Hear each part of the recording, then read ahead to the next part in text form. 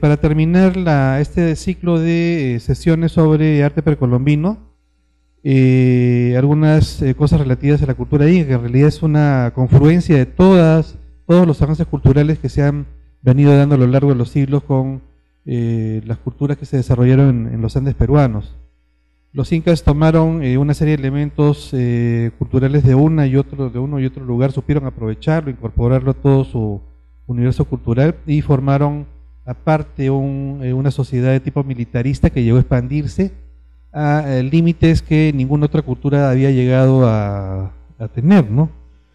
Ahora lo interesante del caso es que en el siglo XV, que se da la expansión del incanato, la época de apogeo del incanato, había otra cultura que es la cultura chimú que trataba también de imponerse.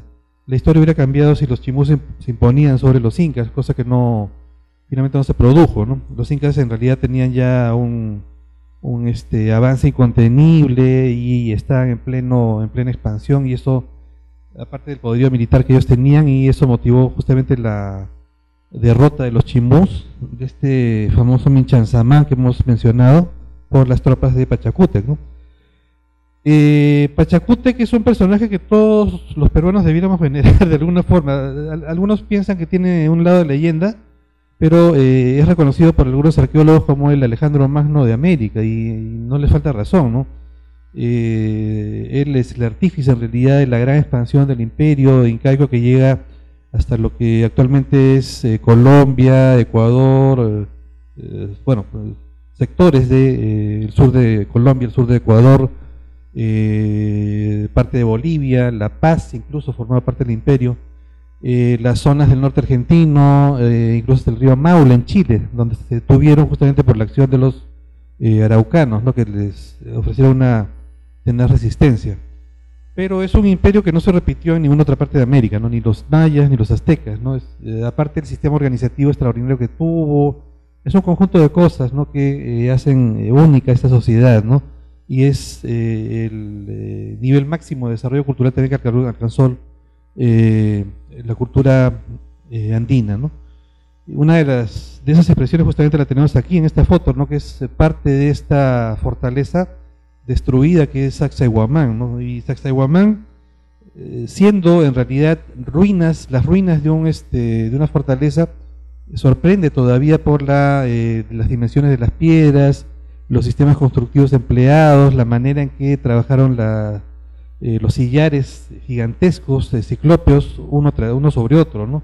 Encajando perfectamente. Es una cosa que hasta el día de hoy sorprende, ¿no? Y las técnicas constructivas actuales incluso no son capaces de reproducir lo que hicieron los incas estamos hablando del siglo XV, aproximadamente, que se da esto, ¿no?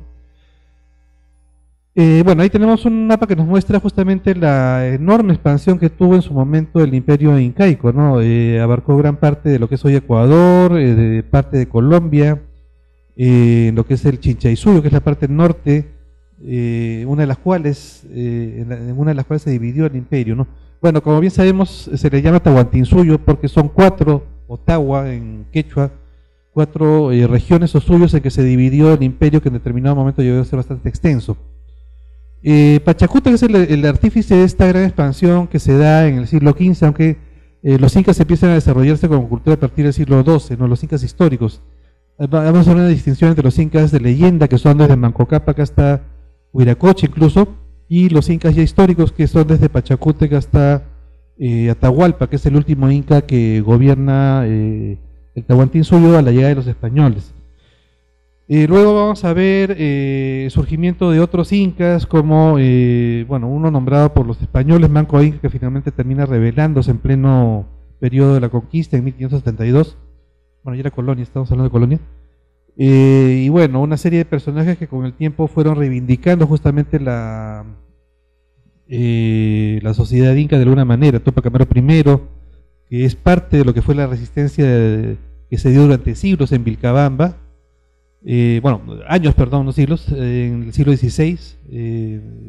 Tupac Amaru I encabezó una resistencia contra los españoles en la Ceja de Selva, una zona prácticamente inaccesible, hasta 1571, más o menos, en que fue ya derrotado por las tropas españolas, ¿no? Y a mucho tiempo después, muchos siglos después, vamos a ver a Tupac Amaru II, José Gabriel Condorcanqui, que trata también de reivindicar lo que es el incanato. Se autoproclama descendiente justamente de los incas, ¿no? Pero a la llegada de los españoles era Atahualpa el que reinaba, ¿no? Atahualpa había mandado a matar a su hermano Huáscar justamente cuando ya los españoles habían pisado territorio peruano, y él fue más o menos el último inca histórico, por lo menos de la línea sucesoria, ¿no?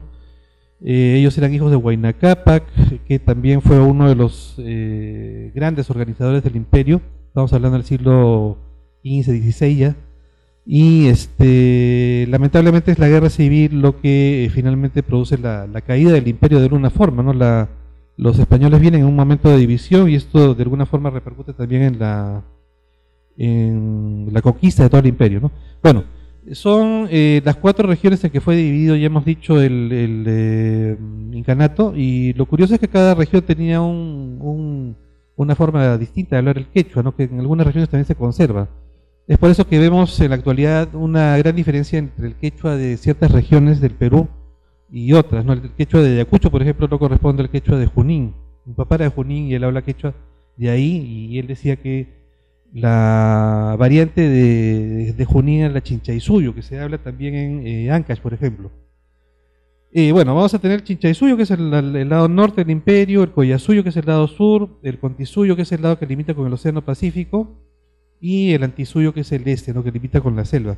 La selva es la única región donde no llegaron a abarcar mucho los incas, ¿no? En realidad es una zona de eje de selva, llegaron a conocer, pero no, por lo menos hasta la llegada de los españoles no se había producido una expansión hacia el oriente, ¿no?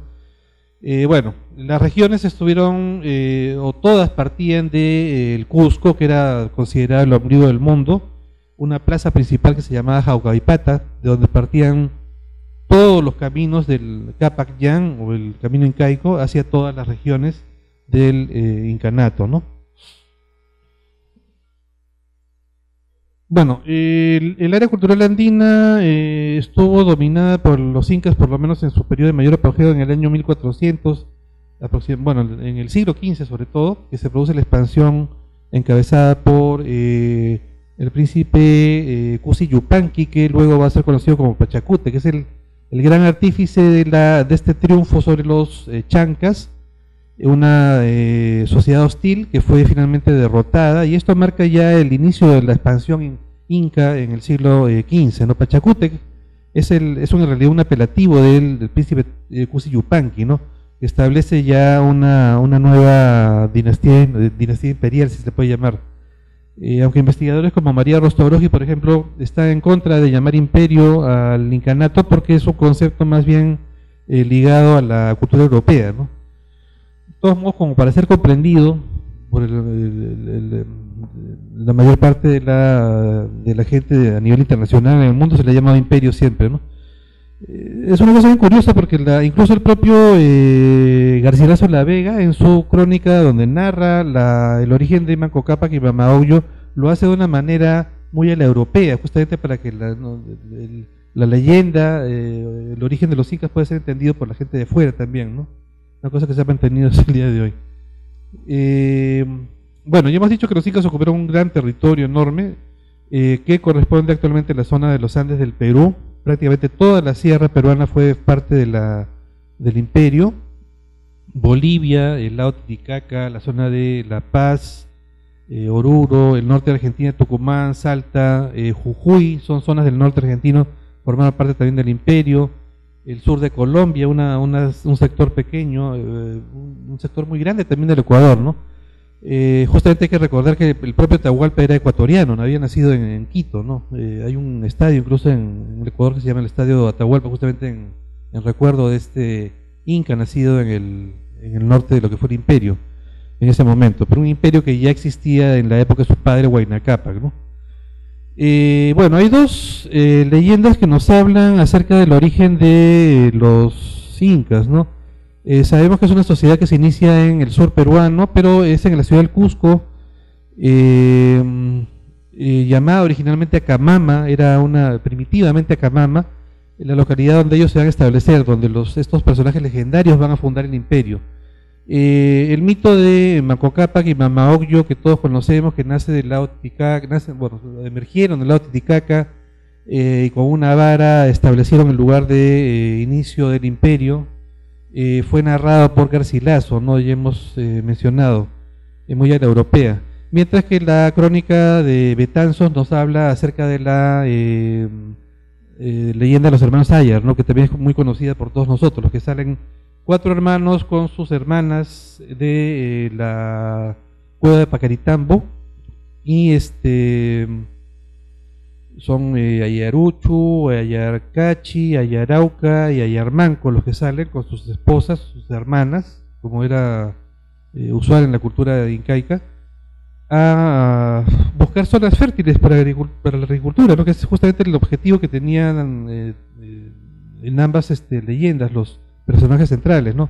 Buscar zonas fértiles porque era una sociedad de agricultores, no era una sociedad de gente transhumante dedicada a la caza, a la recolección, sino que ya eran personas dedicadas a esta actividad durante mucho tiempo.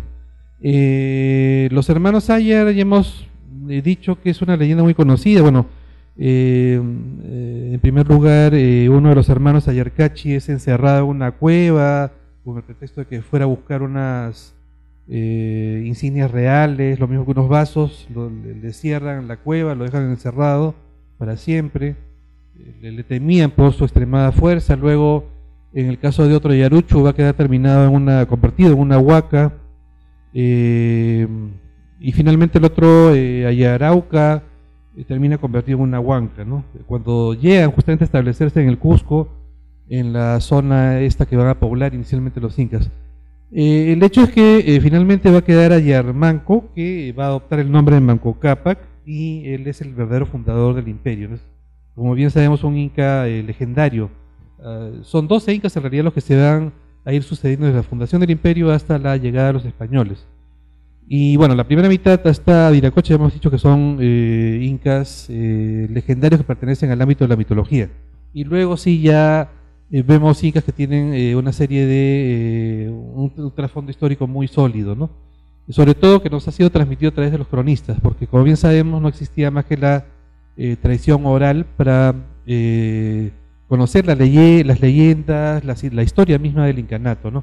Una cosa que ha sido transmitida de generación en generación a través de las panacas, que son una especie de conjunto de personas que descienden de un mismo inca, pero que tienen la misión también de preservar la memoria de ese inca, y justo con la memoria del inca se preservan también aspectos vinculados a la historia, ¿no?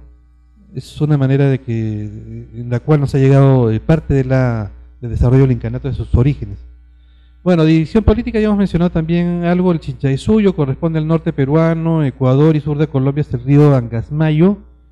El Antisuyo corresponde a los Andes orientales, que colindan con la región de la selva, a la cual no se adentró mucho el imperio.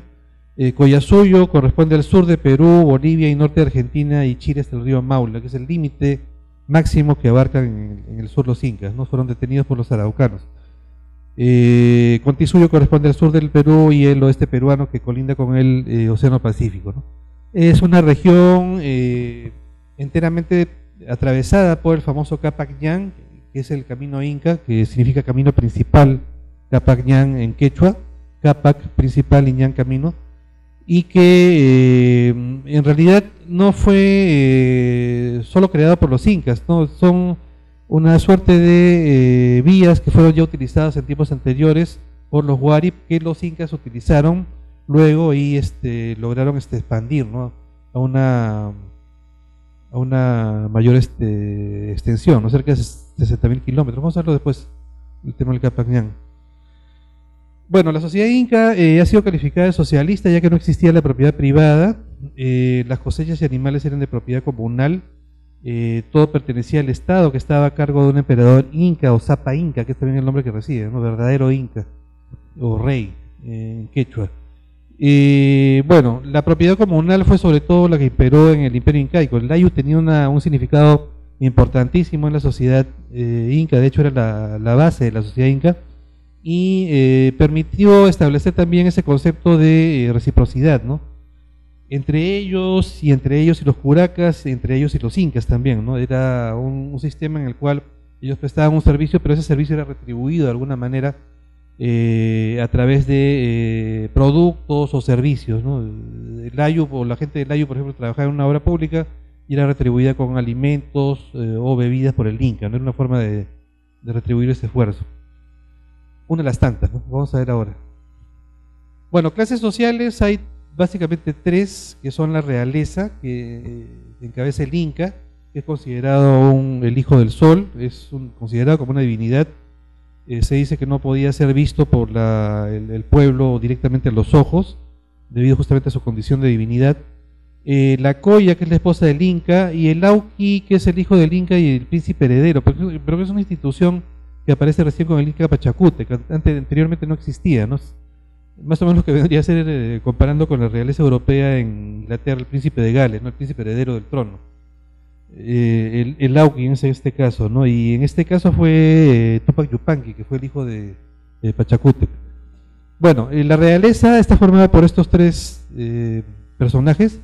La nobleza se divide en nobleza de sangre, como bien sabemos, que son los miembros restantes de las panacas, que son todos los parientes que descienden de manera sanguínea del Inca anterior, no del Inca reinante, sino del Inca anterior. Estas panacas son importantísimas al momento de elegir un nuevo Inca, ¿no? Pero con el tiempo también fueron el comienzo de una serie de peleas, rencillas internas, que provocaron también una serie de problemas gravísimos en el imperio, ¿no? Uno de los cuales, de los últimos, fue la guerra civil entre Atahualpa y Huáscar, ¿no?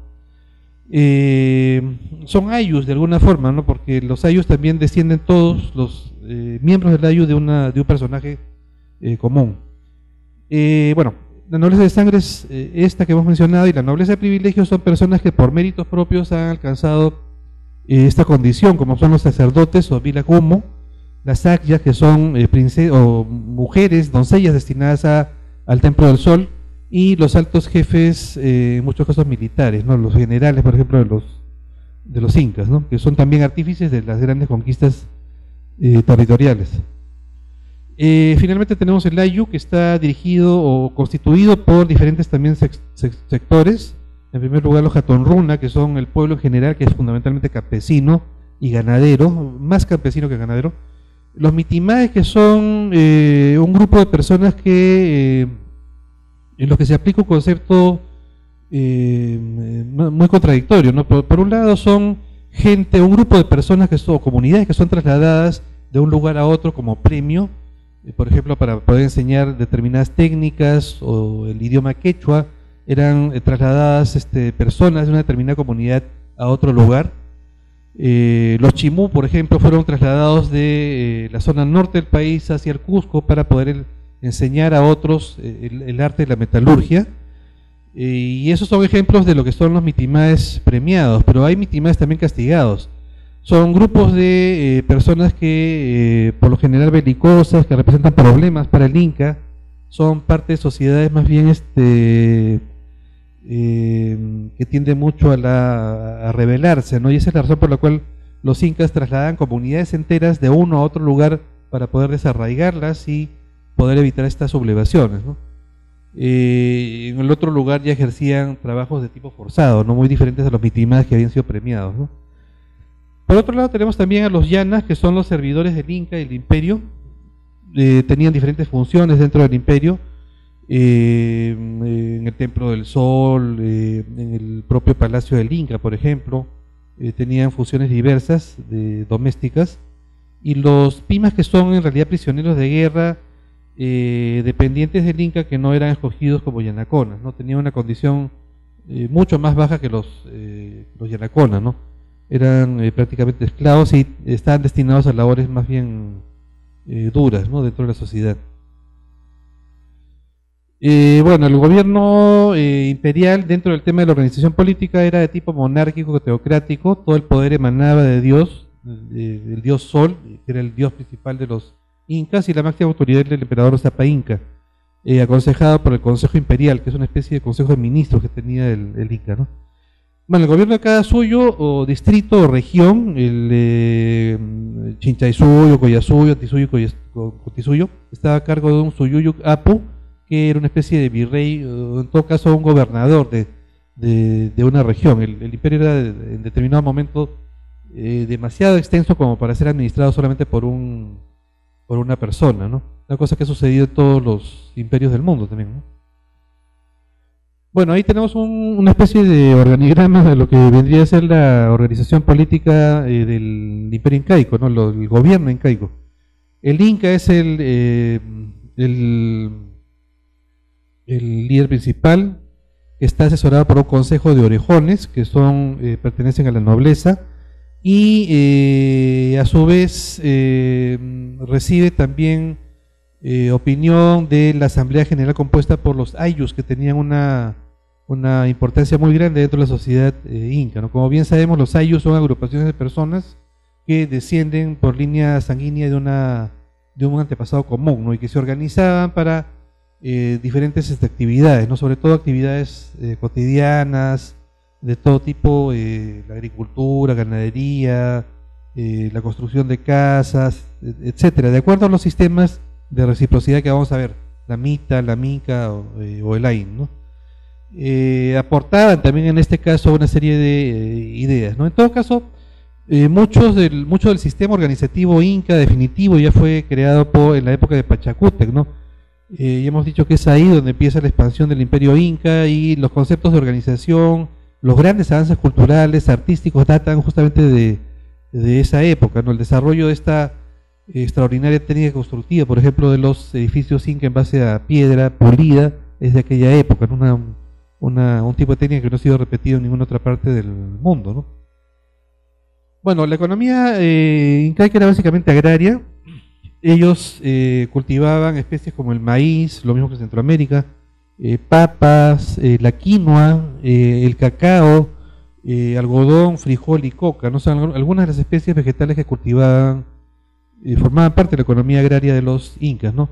Y en este pequeño esquema vemos más o menos el sistema de reciprocidad aplicado entre el ayu, el curaca y el inca, ¿no? El curaca es un personaje muy importante porque es un señor regional, como hemos estado viendo en el caso de otras culturas. Los ayus, por ejemplo, tributaban al curaca, y el curaca a su vez tributaba al inca, pero también el ayu podía tributar directamente al inca, y a su vez tanto el curaca como el ayu recibían, de acuerdo al principio de reciprocidad, una serie de incentivos, ¿no? Podía ser productos alimenticios, comida, bebida a veces, o vestidos, ¿no? Los textiles fueron bastante valorados dentro de la cultura inca.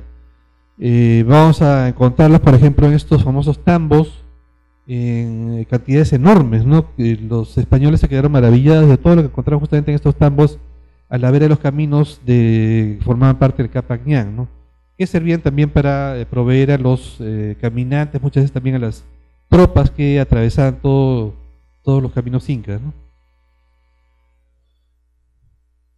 Bueno, al ser los Andes una sociedad predominantemente agraria, agrícola, los incas supieron aprovechar al máximo el suelo, venciendo las adversidades que les ofrecía el accidentado terreno andino y las inclemencias del clima. Vamos a ver que ellos también van a practicar esta misma mecánica de los tiahuanacos, ¿no? De trabajar diferentes niveles, ¿no? de suelos. Bueno, acá nos dicen que la adaptación de técnicas agrícolas que ya se empleaban con anterioridad en diferentes partes permitió a los incas organizar la producción de diversos productos tanto de la costa, sierra y selva, para poder redistribuirlos a pueblos que no tenían acceso a otras regiones. Uno de los grandes fines justamente del incanato fue redistribuir toda la producción agraria entre la enorme población que tenía el imperio, ¿no? Ya en su máximo periodo de expansión. Y para ello sirvió una gran ayuda el desarrollo del camino inca, ¿no? Que contaba con redes troncales y luego de redes de menor importancia que servían para comunicar con diferentes pueblos, tanto de la costa como de la sierra, ¿no? Bueno, los logros tecnológicos alcanzados a nivel agrícola no hubieran sido posibles sin la fuerza de trabajo que se encontraba a disposición del Inca, así como sin la red vial que permitía almacenar adecuadamente los recursos ya cosechados y repartidos por todo el territorio. Ellos se valieron sobre todo de grandes avances técnicos, como por ejemplo la chaquitaxia, dentro del tema de la agricultura, ¿no? Que es un instrumento que hasta el día de hoy se utiliza en la sierra, en los Andes peruanos. Desarrollaron una agricultura a gran escala a partir de este tipo de tecnología, y supieron también poder proveerse de los productos agrarios para épocas de carestía, ¿no? Los tambos de alguna manera también servían para esta función, ¿no? Pero como bien se señala, algo que facilitó justamente la distribución de los productos agrarios fue el desarrollo de los caminos Inca, ¿no? Que bueno, fueron desarrollados a lo largo de todo el imperio, atravesaron caminos, bueno, fueron puentes también construidos por la modalidad de la mita, por ejemplo, que era una especie de conscripción vial, si de alguna forma la podemos llamar, ¿no? Que contribuyó justamente a la ampliación de los caminos que llegaron en determinado momento a tener cerca de 60.000 kilómetros, ¿no? Una extensión bastante grande. Los andenes es parte también de los avances tecnológicos que desarrollaron los incas para poder ganar terreno agrícola, ¿no? Sobre todo en regiones montañosas. Se aprovecharon las laderas de los cerros, pero es una técnica que, como bien sabemos, no fue creada por los incas, sino ya practicada por otras sociedades, ¿no? De alguna forma los incas fueron los que más bien difundieron ya de manera generalizada esta técnica. El propio Machu Picchu es un ejemplo. Según Federico Kaufmann, fue una zona o un lugar destinado para la ampliación de la frontera agrícola, ¿no? Y ahí vamos a ver una presencia muy determinante de los andenes, ¿no? Utilizados obviamente para la agricultura, ¿no? Bueno, como bien sabemos, los incas tuvieron una especial preocupación por encontrar formas para mejorar las condiciones de suelo. Para la agricultura, la variedad de clima y el territorio difícil los llevaron a buscar soluciones diversas, y fueron muchas las formas que encontraron para hacer frente al problema. Los andenes es una de ellas. Otra de las formas es una técnica utilizada ya por los tiahuanac o los huari, que es la técnica de los guaruguaro, ¿no? Que hemos ya conocido en otro momento, que son estos surcos enormes que permitían almacenar agua que recogía la energía solar del día, la conservaba durante la noche y creaba un microclima que evitaba que las plantas murieran por las heladas, ¿no? Es una técnica utilizada también por los incas en la región sur, por ejemplo. Ahora vamos a ver que junto a un avance importante como es la chaquetaxia, van a desarrollar obras de tipo hidráulico, obras de ingeniería de tipo hidráulico muy importantes también. Tenía una fuerza de trabajo también enorme, importante, que permitía hacer este tipo de trabajos, ¿no? Bueno, cultivaron los incas cerca de 70 especies vegetales, entre ellos las papas, los camotes, el maíz, el ají, algodón, el tomate, el maní, la oca y la quinoa. Las principales técnicas agrícolas, ya hemos dicho, los andenes o terrazas, para aprovechar las laderas y cerros, los guaru-guaro, técnicas en las cuales se araban los surcos alrededor de los cultivos y se les llenaba de agua para crear un microclima favorable, y las pozas secas, que eran conocidas también como cochas, ¿no? O lagunas, que también servían como una especie de reservorios. Eran muy útiles en el tema de la agricultura. Bueno, y aquí hay tres modalidades de trabajo comunal que parten justamente de la organización social que tuvieron en el incanato en base a ayllus, que son conjuntos de personas que descienden de un mismo antepasado común. El principio de reciprocidad es lo que va a primar aquí. Yo brindo un servicio a cambio de que tú también me lo brindes, ¿no? De alguna forma, o me lo retribuyas, sobre todo. Es el principio que se aplicó, ya hemos dicho, entre el ayu y el curaca, el ayu y el inca, y de diferentes maneras más, tomando en cuenta estos tres participantes de los sistemas. La mita era una especie de servicio que prestaban los ciudadanos varones mayores de edad, casados, para la construcción de puentes, de caminos, edificaciones estatales y obras de todo tipo, ¿no? Eso era la mita. La minca es otra modalidad en la cual se desarrollaba sobre todo el tema agrario, ¿no? Las tierras del Templo del Sol, por ejemplo, se trabajaba también en las tierras de las personas que por sus limitaciones no podían hacerlo. En el caso de ancianos o limitados físicos, la comunidad se encargaba de hacer este tipo de trabajo, no se está comprendido dentro de la minca. Mientras que el aini era una forma de reciprocidad que era muy común entre los pobladores andinos, porque servía para la construcción de casas de los recién casados, trabajar los terrenos también de ellos, a cambio de que estos pues, matrimonios les retribuyeran uno a través de comida y bebida, pero también en determinado momento haciendo lo mismo a favor de los que le había prestado originalmente el servicio, ¿no?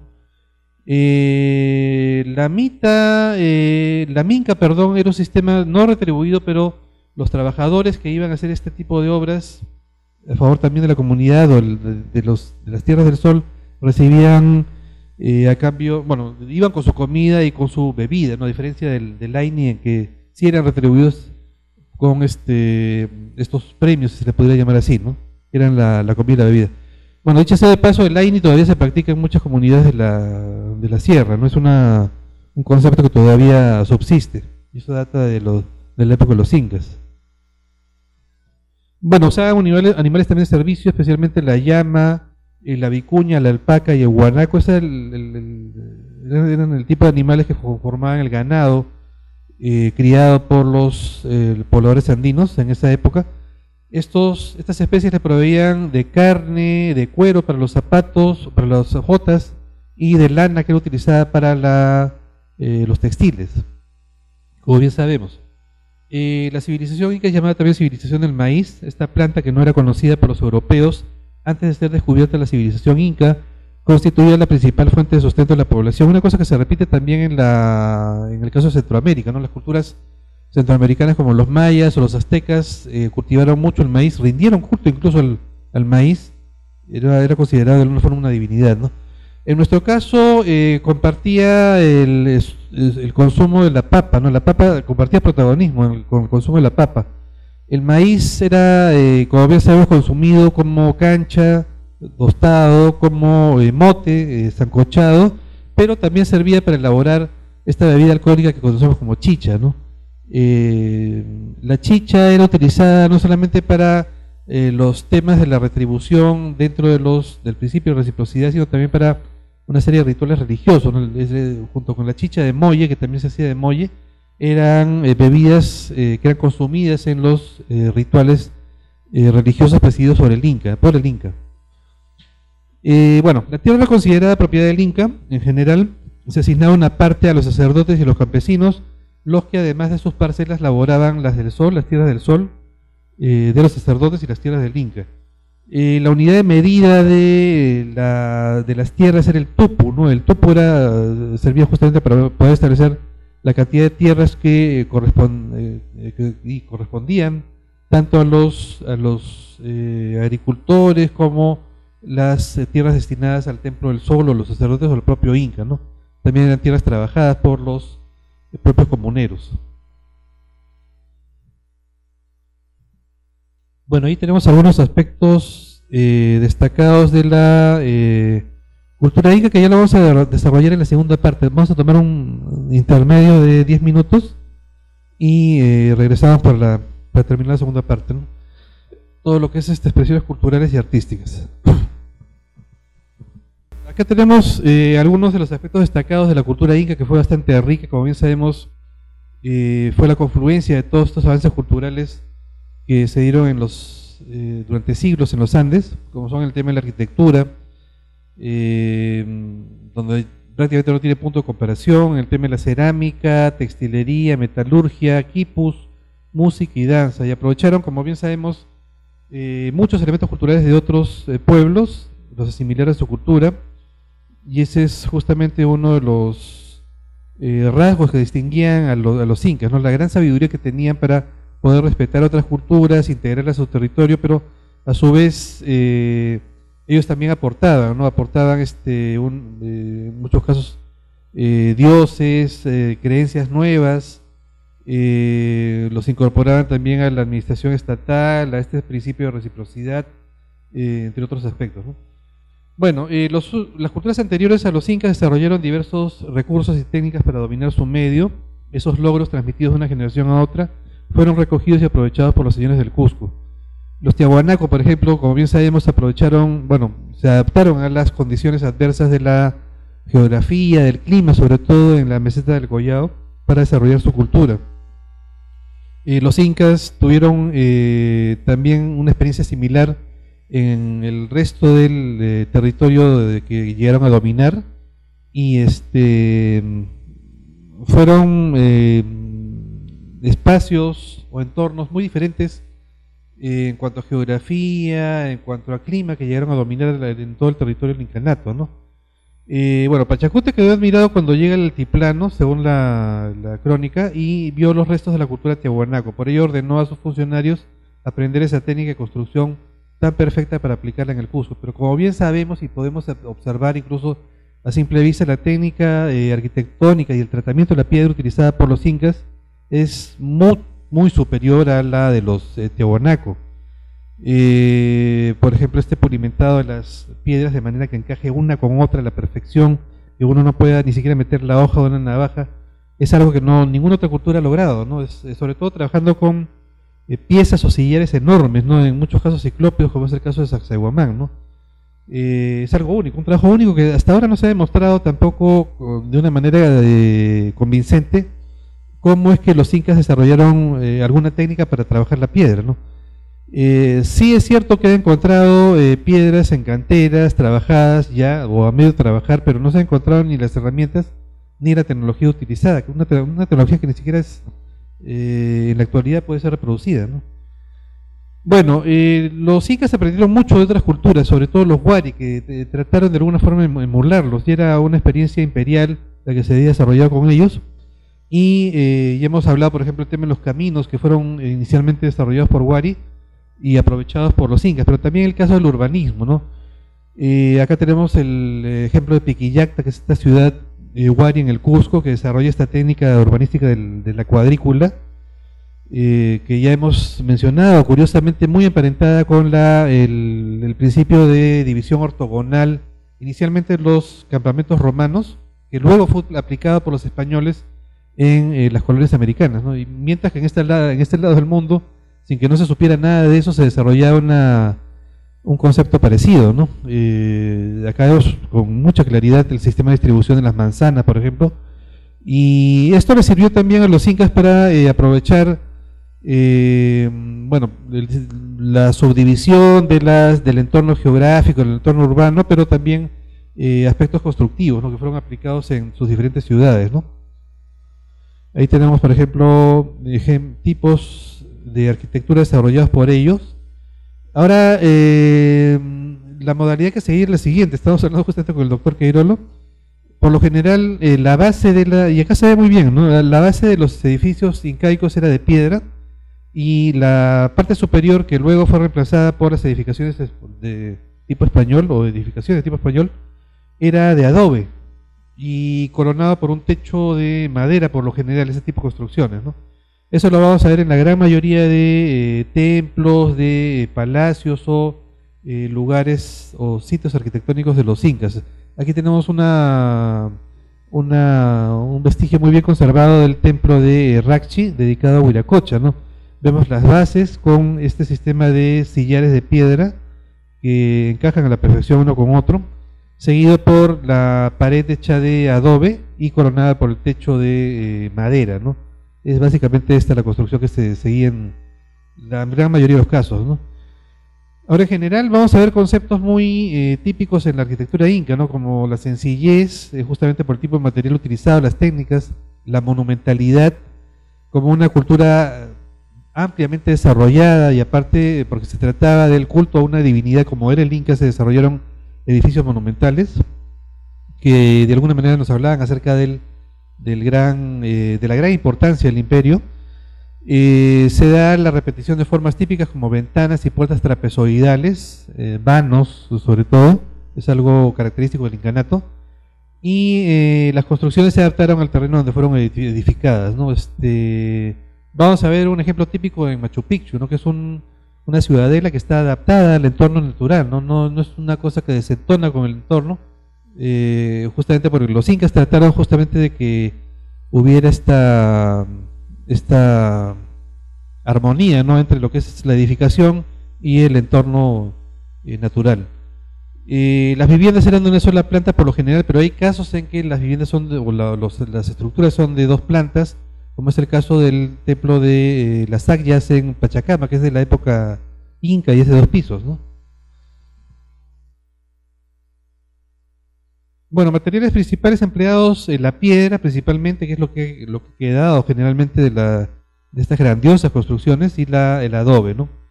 En la sierra las paredes tenían una base de piedras grandes, ya hemos dicho, se utilizaban otras más pequeñas conforme las paredes se elevaban hasta terminar con bloques de adobe, que era la parte superior de las construcciones. Hay formas diferentes también de tratar los sillares o las piedras que constituían estas paredes hechas de este material, ¿no?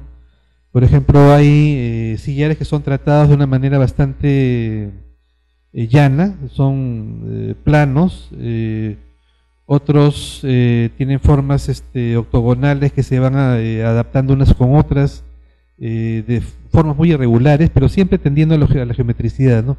Acá, por ejemplo, tenemos una línea tendida bastante horizontal, plana, de sillares, ¿no?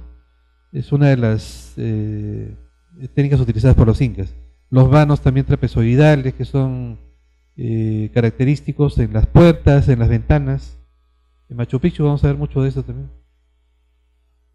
Acá tenemos algunos ejemplos de formas arquitectónicas incas.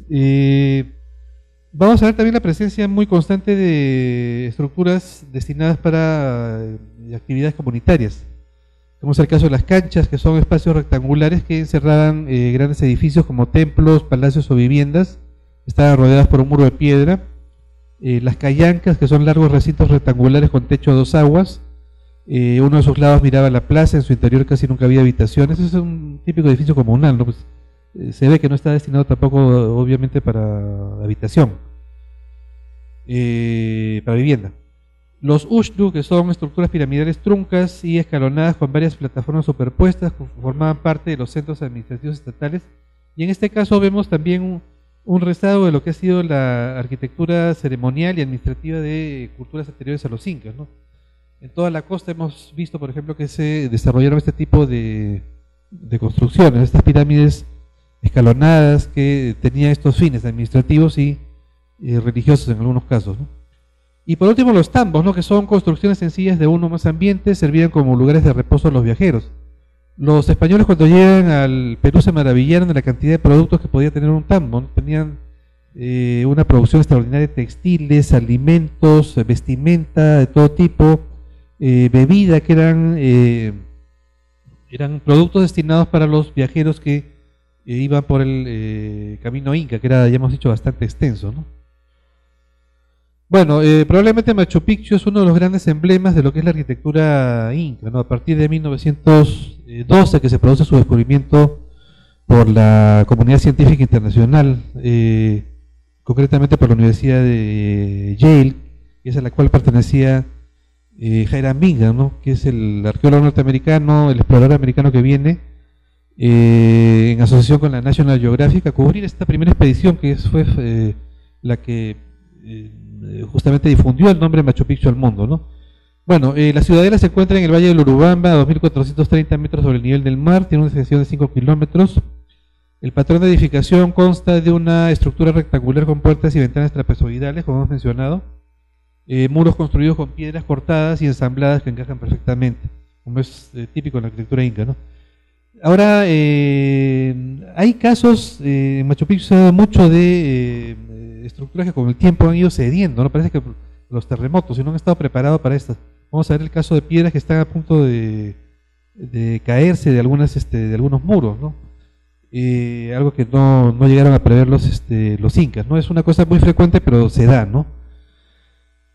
Bueno, el diseño de los edificios se confunde con el relieve de los cerros, y eso justamente con este concepto de armonía que tenían los arquitectos incaicos, ¿no? De guardar cierta cercanía entre las construcciones y el carácter del entorno natural, ¿no? Bueno, este es un templo de las tres ventanas en Machu Picchu, ¿no? El significado que se le da a Machu Picchu es, a veces se le ha querido vincular o señalar como una residencia del Inca, una residencia de verano, utilizando un concepto más bien europeo, ¿no? De los reyes que tienen un lugar donde ejercen el gobierno y un lugar donde van a vacacionar, ¿no? Kaufman habla en cambio acerca de la condición de centro administrativo, construido para la expansión de la frontera agraria. Y por eso vemos la gran cantidad de andenes también, ¿no? Es una zona bastante extensa destinada al tema de la agricultura, ¿no? Así que por ahí también tiene un sustento esta teoría, ¿no? Lo que sí se sabe es que fue construida en el siglo XV, una época en la cual ya estaba a punto de llegar los españoles. Bueno, los españoles ya tenían conocimiento de la cultura indígena, pero recién en 1532 es que llegan a la costa norte del Perú. Pero en el siglo XV ya esta ciudadela había sido construida y luego abandonada, ¿no? Por los incas, hasta, bueno, su redescubrimiento en 1912, ¿no? Ahí tenemos este Intihuatana reloj solar, con esta reconstrucción que le han hecho, que creo que le han hecho con concreto, que la parte del Intihuatana fue destruido, como ustedes recuerdan, cuando se filmó un comercial, ¿no? Una grúa chocó contra la parte superior, esta parte de acá del reloj solar, y lo quebró, ¿no? Lo rajó. Es un fragmento pequeño que luego fue, bueno, restaurado aparentemente con cemento. La última vez que lo vi no dio un buen resultado, parece la restauración de la pieza, ¿no? Lamentablemente. No sé cómo se habrá procedido ahora. Bueno, y muchos la han vinculado también con temas de misticismo. La gente va a cargarse de energía, entre comillas, a Machu Picchu, porque dice que es una zona de alta concentración mística. Bueno, en fin, cada quien tiene su propia opinión. El caso es que es una ciudadela admirable, en primer lugar por el lugar donde ha sido construida, un lugar casi inaccesible, en la montaña, lejísimos del Cusco, a muchas horas del Cusco. Ahora se pueden hacer el viaje de Cusco a Machu Picchu en 4 horas, pero originalmente, que se hacía a mula, el viaje tardaba hasta semanas. Es un sitio difícil, de ceja de selva, pero destaca también por el extraordinario nivel de la construcción, ¿no? La técnica utilizada, los materiales, en una zona de difícil acceso, y que sin embargo armoniza con todo el entorno natural, como bien sabemos, ¿no? Bueno, los incas tuvieron o hicieron edificios con finalidades distintas, ¿no? Finalidad militar, por ejemplo, en este caso la fortaleza de Sacsayhuamán, que hasta la llegada de los españoles todavía existía. La rebelión de Manco Inca en 1536, perdón, hizo que muchos de estos lugares destinados para la defensa militar fueran destruidos. Es el caso de Sacsayhuamán, ¿no? Una construcción de la cual solamente quedan las bases, pero aún así es posible advertir el extraordinario conocimiento que tuvieron los incas de arquitectura en este caso, ¿no? Sobre todo al manejar piedras de tamaño tan grande, ¿no? Para este tipo de edificaciones. Son ruinas, pero son ruinas que impresionan, ¿no? Eso es lo más interesante. Bueno, esto es un tipo de construcción realizada en Ayacucho, en Vilcashuamán, donde veo que se aplica la misma técnica de encajado de las piedras con piedra en un espacio preciso. Un trabajo extraordinario también del tallado de estas piezas. Esto ya es en el Cusco, parte de las ruinas de Pisac, donde también vemos el mismo tipo de trabajo de la piedra, con un acabado más o menos almohadillado, ¿no? Que le llaman, ¿no? Que sobresale no sobresale el contorno de la piedra, ¿no? Bueno, y otra de las grandes hazañas de la ingeniería inca es el Capac Ñan, que ya hemos dicho que significa camino principal, Ñan, camino, Capac principal, que es una red vial impresionante que abarcó prácticamente todo el imperio, ¿no? Desde el norte en Ecuador hasta el sur en la región de Chile, ¿no? Vamos a ver en este caso una serie de vías troncales a lo largo de la costa y la sierra, que también van a tener conexión con otra serie de vías que se van a introducir en prácticamente todo el territorio, ¿no? El Capac Ñan va a atravesar ríos a través de puentes, zonas inaccesibles. En algunos casos vamos a verlo empedrado, en otros no, pero todavía va a ser transitado incluso por los pobladores. El hecho es que es una red impresionante que permitió el traslado de los ejércitos, de los productos, también para el desarrollo de este principio de reciprocidad. Ahí tenemos, por ejemplo, dos muestras de lo que es el Capac Ñan, los dos sectores del Capac Ñan en la sierra. Son caminos empedrados que todavía subsisten y son utilizados. Puentes que varían en su construcción de acuerdo a las técnicas y los materiales. En este caso, en la segunda foto vemos un puente hecho en base a paja, que es una técnica utilizada ancestralmente hasta el día de hoy, desde la época de los incas, ¿no? Son puentes que se van renovando progresivamente de manera que se van gastando, obviamente, ¿no? Hay otros puentes que son hechos en otro tipo de materiales, puentes hechos de piedra, que también forman parte de toda esta impresionante red vial, ¿no? Es un trabajo impresionante comparable también con las vías romanas, ¿no? Que fueron desarrolladas más o menos de la misma forma, son vías empedradas, aunque en estos casos fueron transitadas por los ejércitos romanos, pero con tecnologías distintas, como las carretas que utilizaban la tecnología de la rueda, que era desconocida por los incas, y bueno, el tránsito de caballos y otro tipo de animales que no eran conocidos acá. Pero en todo caso, la red vial de los incas atraviesa lugares bastante difíciles de acceder. Nos muestra también la extraordinaria habilidad de los ingenieros incas para poder proyectar estos caminos, ¿no? Que en muchos casos también fueron proyectados por los propios incas, ¿no? Pachacútec es, ya hemos dicho, un personaje que también a quien también se debe un gran desarrollo de diferentes aspectos del imperio, ¿no? En su etapa de apogeo, los sistemas constructivos, por ejemplo, que empleaban la piedra de una manera en que ninguna otra sociedad lo hizo. Pachacútec contribuyó a eso, ¿no? Creó él mismo incluso modelos de muchos edificios públicos que luego se construyeron. Proyectó también de alguna forma caminos, puentes, fueron modelos que luego fueron desarrollándose por los ingenieros incas en todo el territorio, ¿no? Bueno, y es un sistema que hasta el día de hoy existe, como bien sabemos, ¿no? Hay partes que están intactas en la Sierra del Cusco, por ejemplo, pero también en otras regiones, como en Ayacucho, me parece, se conservan sectores como los que vemos acá, ¿no?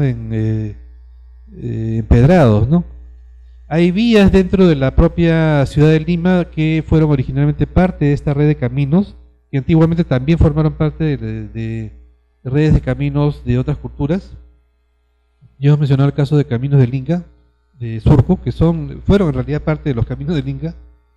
Tenemos, por ejemplo, un camino principal hacia la costa del norte y Pachacama, que Pachacama fue un centro religioso y ritual muy importante para los incas, a pesar que es un sitio que perteneció a otras culturas que luego sojuzgada por los incas, fue respetado por los incas, que fueron también incluso a consultar el oráculo que ahí existía, ¿no?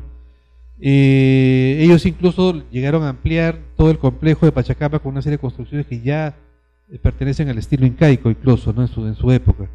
Este camino, por ejemplo, iba hasta Pachacama, ¿no? Que es el camino que vemos en color violeta, que es la actual avenida Tupac Amaru, que continúa en la avenida Pachacútec, sí, claro, en la avenida Pachacútec al sur, ¿no? Paralelo a la Panamericana Sur. Hay un camino también inca hacia la fortaleza de Atocongo, que es el celeste, que es el camino, la avenida Caminos del Inca, que va por Surco justamente. El camino prehispánico es el Callao, que fue recorrido durante generaciones. Los españoles incluso utilizaron este camino en muchos casos. El camino hacia Armatambo, Chorrillos, eso es al sur de la ciudad. Y un camino interesante que es el camino inca de la Pontificia Universidad Católica, que alguno de nosotros debe haber conocido, está dentro de los linderos del Fondo Pando, lo que es actualmente la Universidad Católica, y tiene la particularidad de que es un camino que está amurallado.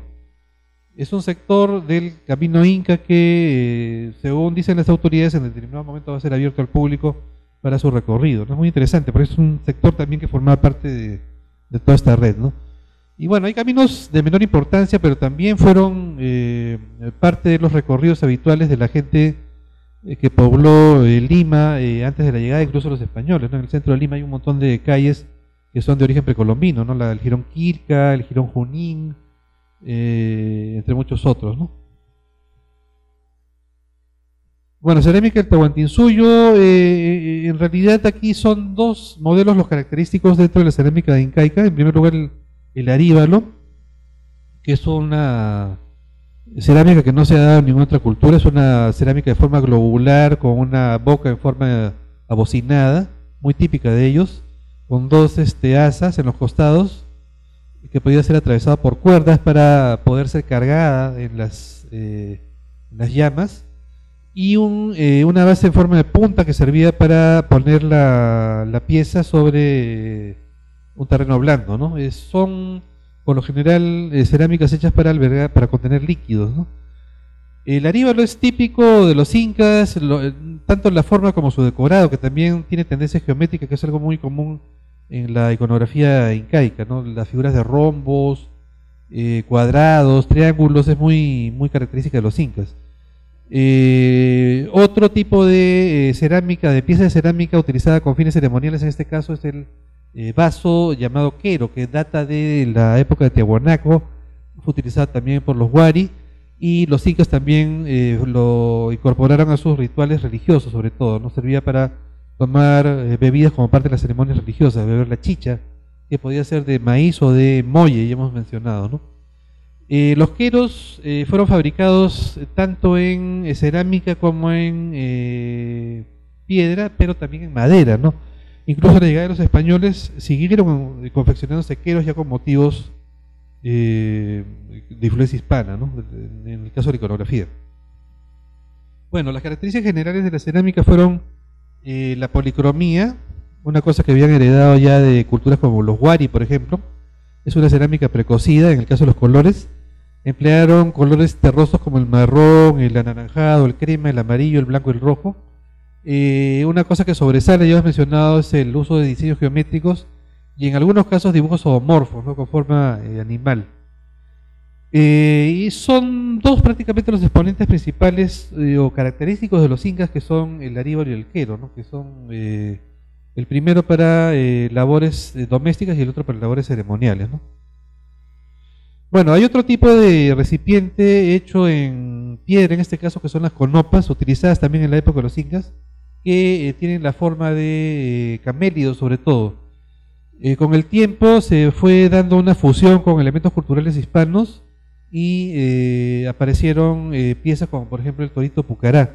El toro ya sabemos que es un animal perteneciente a la cultura europea, lo trajeron los españoles, no era conocido en el incanato, pero se adaptó a esta costumbre de la conopa, ¿no?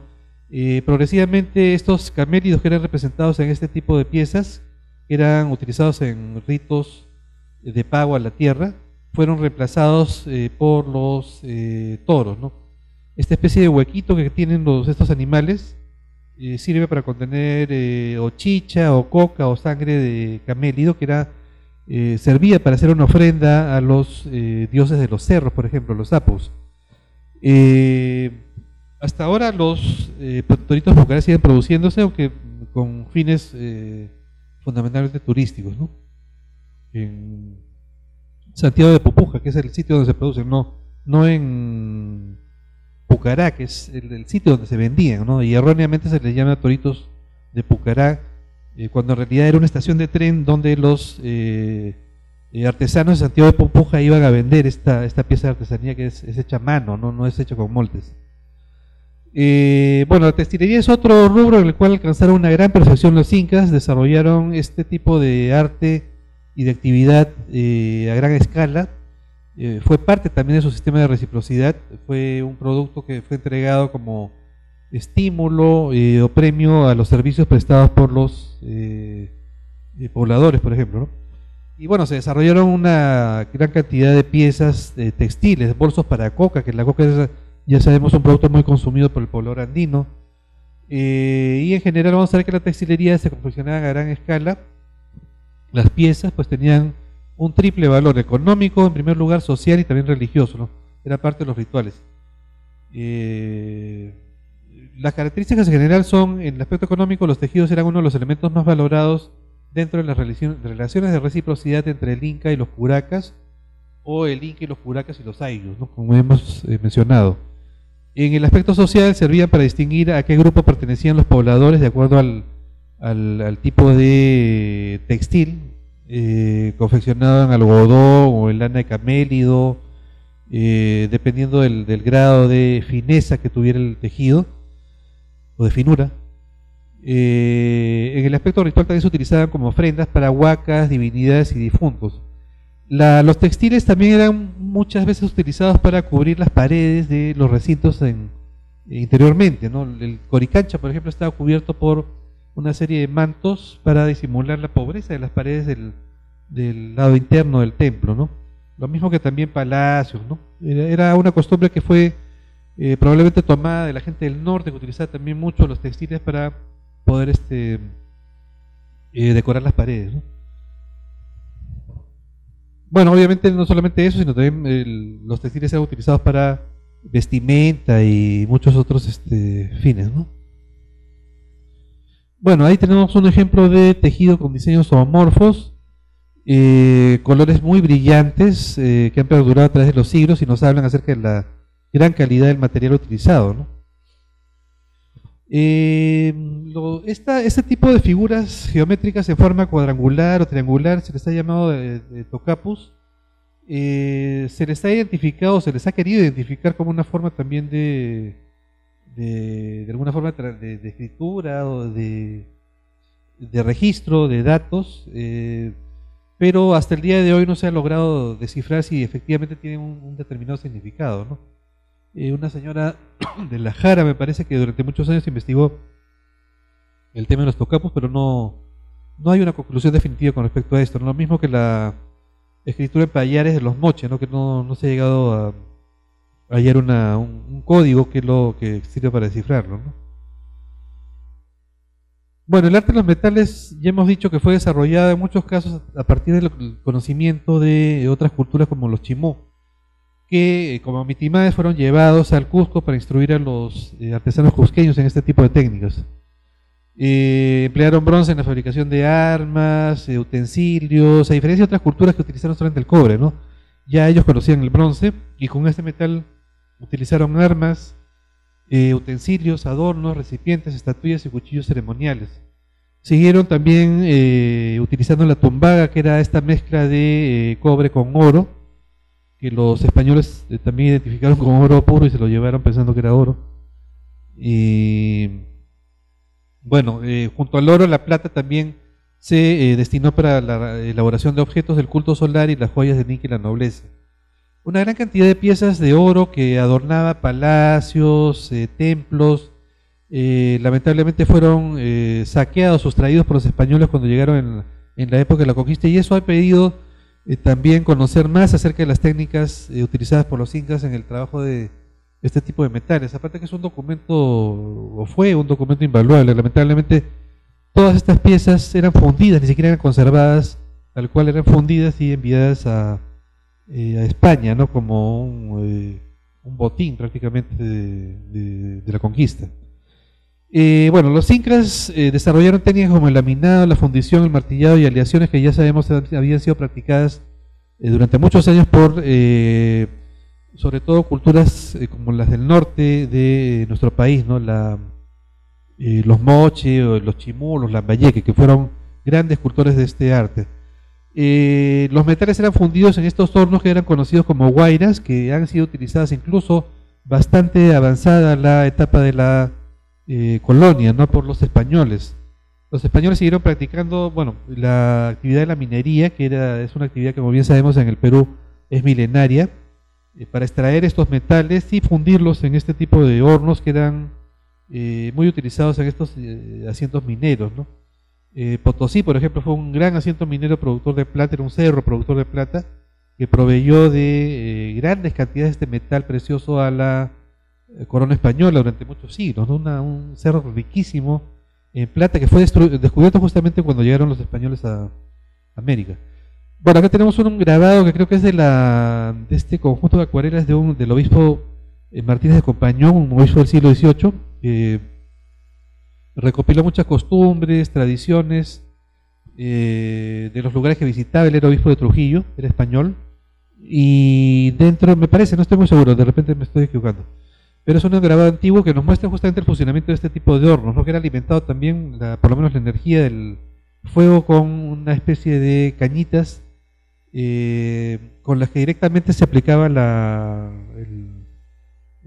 fuerza del soplido de cada persona. Eran varias personas que mantenían vivo o encendido el fuego, ¿no? Que era utilizado para la fusión de los metales, ¿no? Ah, no, esta es de los mineros de la montaña de los es otro trabajo. Y muestra a unos indios guairando, que es el término que recibe la acción de fundir metales, justamente utilizar este tipo de hornos, ¿no? Ahí tenemos algunas piezas ya incas. Sí.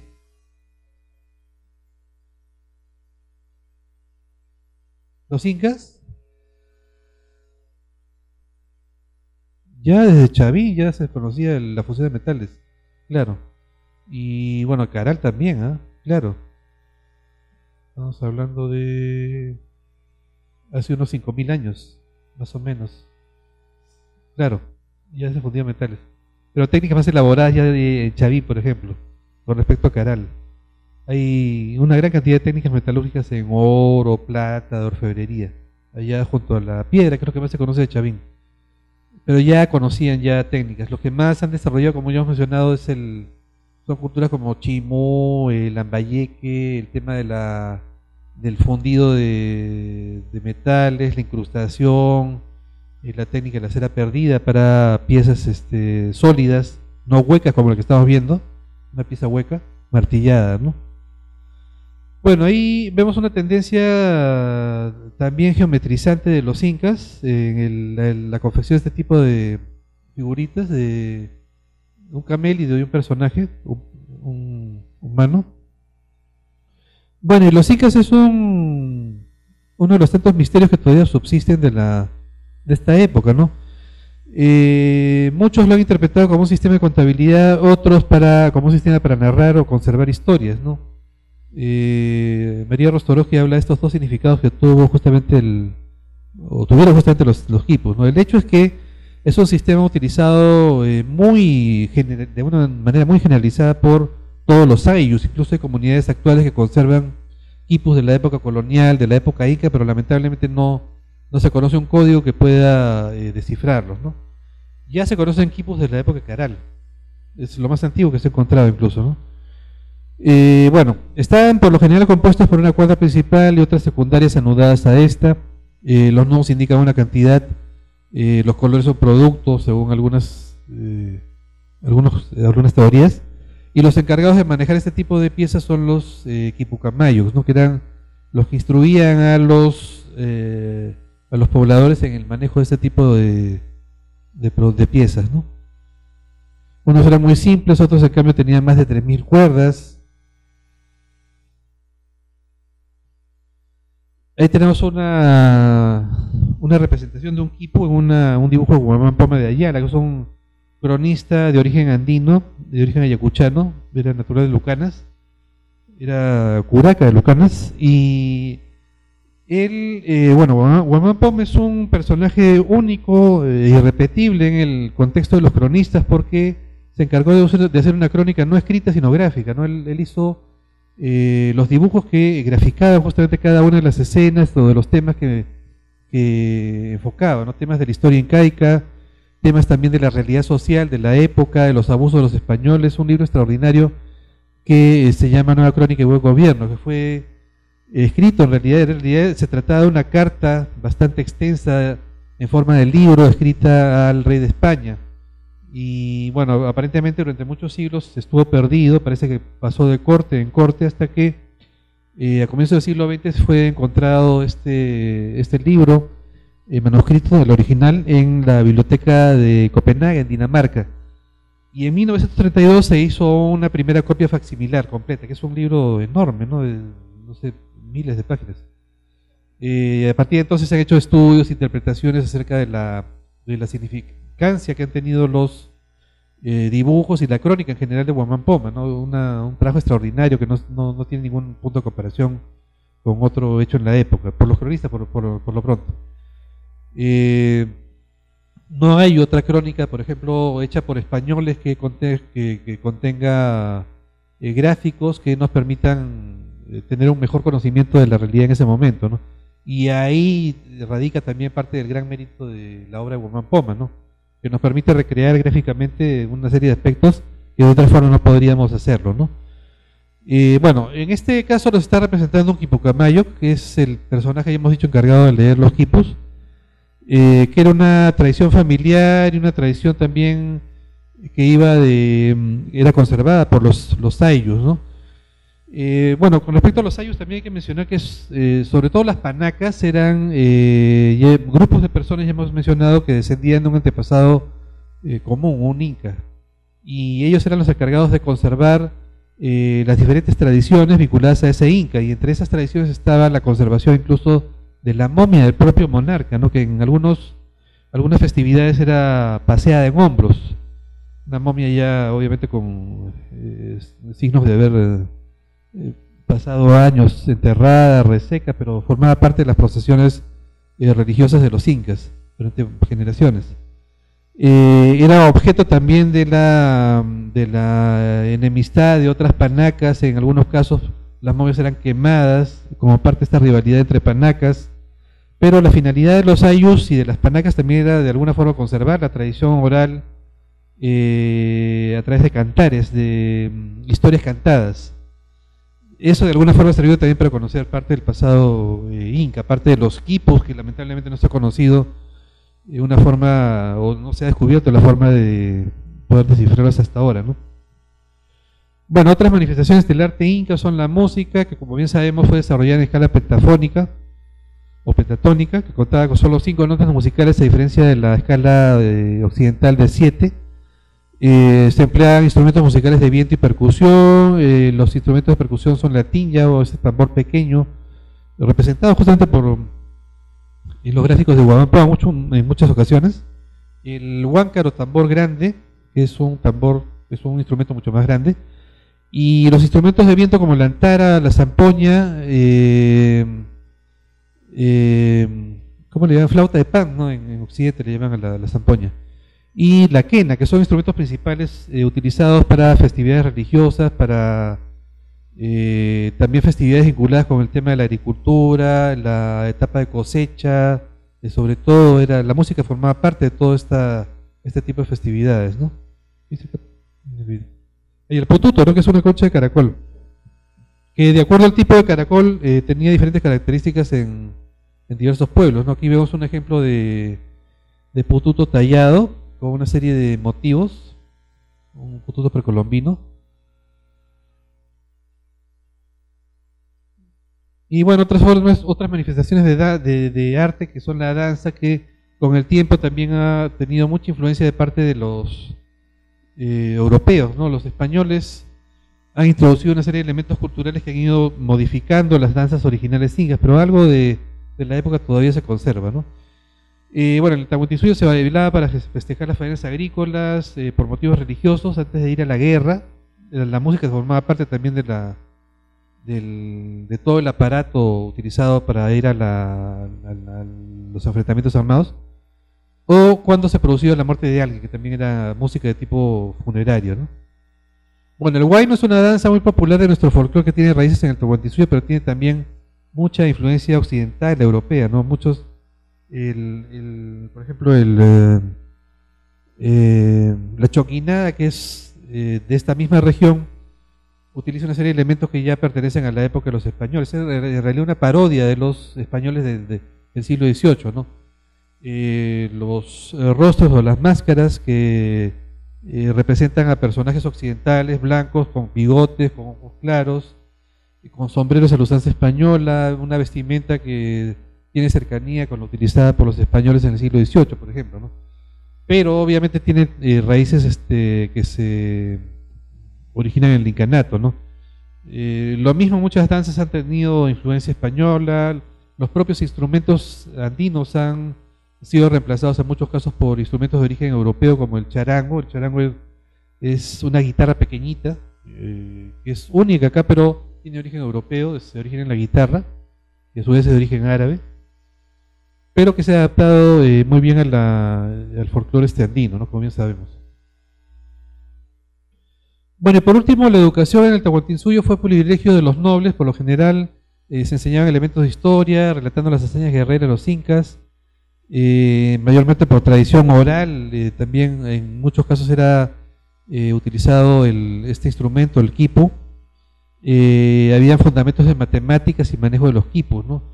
Un aspecto que sería interesante investigar, no sé si ya se ha investigado también por los arqueólogos, es el tema de las matemáticas incas, porque para hacer ese tipo de construcciones obviamente han tenido que utilizar elementos por lo menos elementales de matemáticas, ¿no? Por parte de los ingenieros que se estuvieron a cargo de estas grandes y colosales obras, ¿no? Y lamentablemente también el hecho de que no existan documentos como los quipus o documentación escrita acerca del tema de las matemáticas dificulta mucho la realización de un trabajo de este tipo, ¿no? Bueno, y con eso terminamos el tema de los incas y bueno, este ciclo dedicado al tema de las culturas peruanas andinas. Yo les agradezco mucho que hayan venido a lo largo de estas 8 semanas y bueno, cualquier cosa tienen mi correo, acá se los dejo. Mi nombre es, ya saben, Raúl Rivera Escobar.